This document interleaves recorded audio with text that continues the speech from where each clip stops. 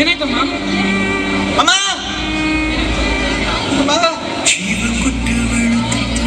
ಇನ್ನಿಲ್ಲ. ಅಪ್ಪನ ಕನ್ಸಂತೆ ಅವ್ರ ಹೆಸರಲ್ಲಿ ಒಂದು ಶಾಲೆ ಕಟ್ಟಿಸ್ತೇನೆ, ಹಾಗೆ ಅಮ್ಮನ ಕನ್ಸಂತೆ ಅವ್ರ ಹೆಸರಲ್ಲಿ ಒಂದು ಅನಾಥಾಶ್ರಮನ ಕಟ್ಟಿಸ್ತೇನೆ. ವೃದ್ಧಾಶ್ರಮ ಬೇಡ ಮಕ್ಕಳೇ, ನಿಮ್ಮ ತಂದೆ ತಾಯಿನ ವೃದ್ಧಾಶ್ರಮಕ್ಕೆ ಸೇರಿಸಬೇಡಿ, ನೀವೇ ಚೆನ್ನಾಗಿ ನೋಡ್ಕೊಳ್ಳಿ.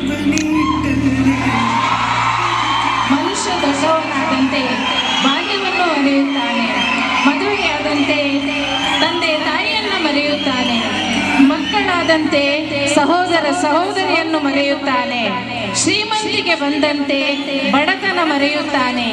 ಯಾವಾಗ ವಯಸ್ಸಾಗಿ ವೃದ್ಧಾಪ್ಯ ಬರುತ್ತದೆಯೋ ಆಗ ಮರೆತ ಎಲ್ಲವನ್ನು ಮತ್ತೆ ನೆನಪು ಮಾಡಿಕೊಳ್ಳುತ್ತಾರೆ.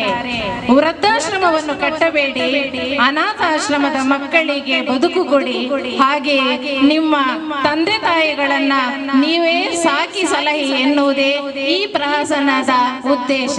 Thank you one and all.